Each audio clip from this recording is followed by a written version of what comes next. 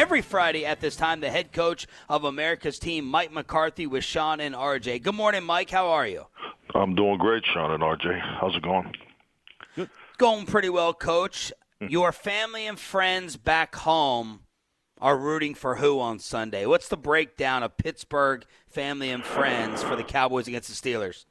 Oh, I mean, the family and friends are rooting for the Cowboys. That's always been consistent. But I'm clear there's some friends that think, well, they can't lose either way. So that's I don't know what that tells you about the level of friendship or how you want to rank it. But no, there's a lot of Cowboy fans in Pittsburgh. Coach, have you decided who the starting quarterback is going to be for Sunday? We're working through it. I mean, today is it's our Friday. We just have the mock game review, and tomorrow's practice will conclude that process. When did you decide that Ben was not going to get another start?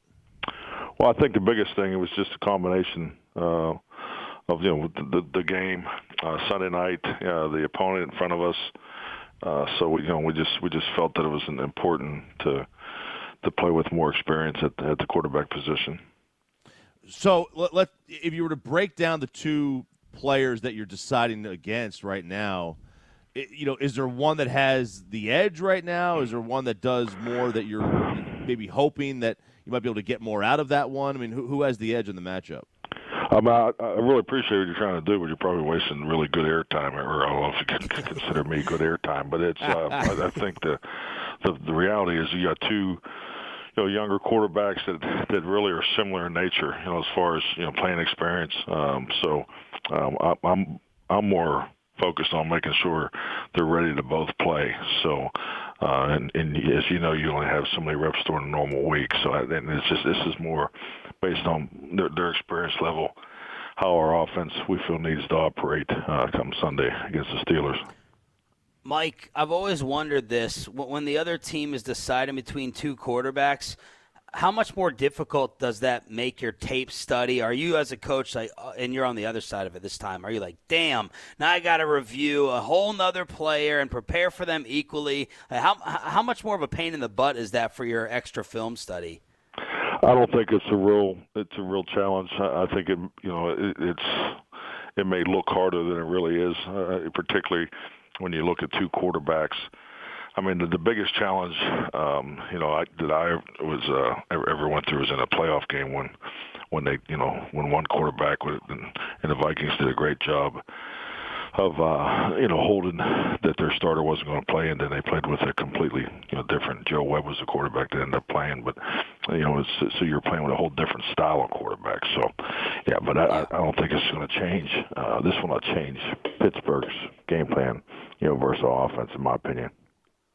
Mike McCarthy here on 105.3 The Fan. What are a couple things that you like or a couple of traits that Garrett Gilbert does besides the leadership you mentioned with Cooper Rush? What do each of them bring that you like that you're deciding between? Well, I think they're both very similar in the fact that they're smart. They have a really good understanding of the game plan. Really, the only thing they're missing is live reps because they both picked up the system very quickly. Obviously Cooper went through the spring with us. And Garrett picked it up. This is his third week. So smart, instinctive. They know to go where they know where to go with the football. Have a really clear understanding of protections, and obviously pressure will be premier in this game. That's the way Pittsburgh plays. So I mean, they're averaging right now close to 80% pressure on normal down and distance. So that's part of having the experience level at this position. We felt it was vital this week.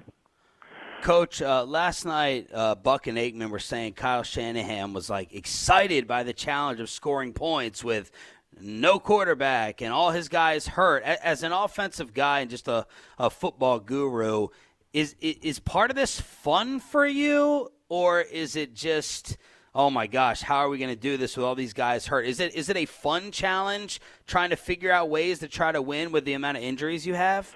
Oh, definitely. I think anytime your challenge is hard, it's fun. So I mean, this is this is a harder way to go about it. I mean, it's not your preferred, but it's definitely there's a lot of fun in this. There's a lot of excitement and the preparation, a little bit of the unknown of how certain guys are going to play. I mean, you usually get to play these individuals in preseason games to see them go out there for the first time.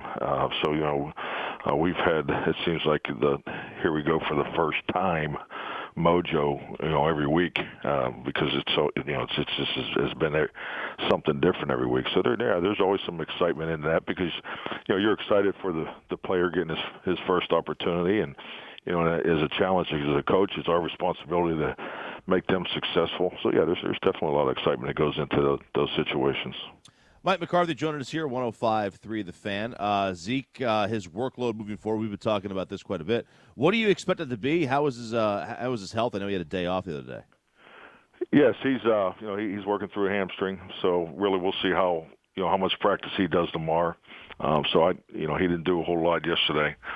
So we have the light practice today, the mock game, and then he'll need to get loosened up and let it go tomorrow, see exactly where he is. Do you envision, as the season moves on, if depending on where the team is record-wise, do you look at reducing his workload moving forward? Just give him rest for next year. Does that even play into your mind ever at all? No, I mean we have a bye week coming up, and we're doing everything we can to win this game Sunday. I'm not even thinking about next year. Coach, 8 games in, what are you the most encouraged about in watching your team develop from either the OTAs off season, but that you feel good about the Cowboys and your team doing what or showing what as the season has progressed? What stands out for you? Well, the significant areas is always first the turnover differential, field position, time of possession, and quarterback rating differential. I mean, to me, those are the 4 major focal points of your team identity. So if you look at the trend lines of those 4, the turnover ratio finally treaded up for the first time all year. But negative of that is we still gave the ball away. We gave it away twice.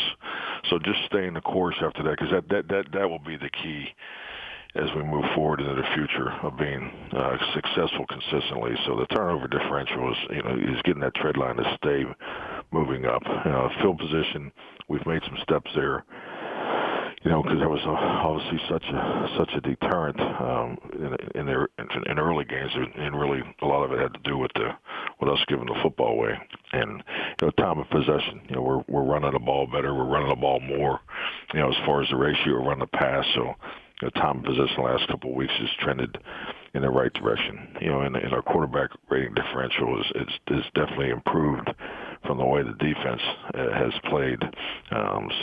Particularly last week. So last week was our both sides. So just trying to get the major emphasis, what you want your team to look like, the identity you want to play to. Last week we definitely had it. It started to trend back the right way, where obviously it was not before that. Coach, every week, on social media, the fans, the media, ourselves, we do the same thing. Jalen Smith and DeMarcus Lawrence are basically just criticized nonstop. Tank, I know. Tanked. Yeah, I know Tank, the man. right. I know the name. I know the nickname too. Yeah. And I know that they're graded out by the team, by other websites. They're graded out much better than we give them credit for. What do you think the biggest difference in the perception versus their performance is? Because I know you guys grade both players out much better than the fans do. Well, I would listen to the coaches' grades. Well, yes, over the absolutely. fans, I guess, is the answer to the question, right? No, but what do they do? What do they do? What are we missing when we're watching these games at how good they actually are playing? But the perception is that they're underperforming. I think consistently in this business, external evaluation, there's more involved on the emotional aspect of it, and less involved of knowing all the characteristics and variables of how they are graded internally would be the most accurate answer I give you. Coach, what are you seeing in the Steelers tape? Does this feel like, I know they're undefeated, but does this feel like a great football team that you're watching, or a great defense that's jumping out with their season so far? They're definitely on the trend of playing to great because they're playing very well in all three areas, and when you have that, when you have a bad day, one area takes up for the next, and that's they're in that groove. As in my opinion, it starts with the defense, so you can see the opportunities that they're limiting the offense. They're getting the turnovers. The field position is definitely in their favor. They're sacking the quarterback. They're number one in the league there. And then offensively, I think they have a really good balance. They have an excellent offensive line. Ben's back. He's doing a lot more ball distribution. As I sit here and say that means they'll probably take more shots down the field. So I mean, they have good balance going there. And I'll tell you what, I think their special teams is a really good unit too. So they have a lot of depth. It's a talented football team, but they're playing very well in all three phases. Coach, thanks a lot for the time. Enjoy your Friday and have a great weekend. Good luck on Sunday. We'll be watching and listening. Okay, thank you, gentlemen. You guys have a great weekend. Thanks. You too. Mike McCarthy right here on 105.3 The Fan.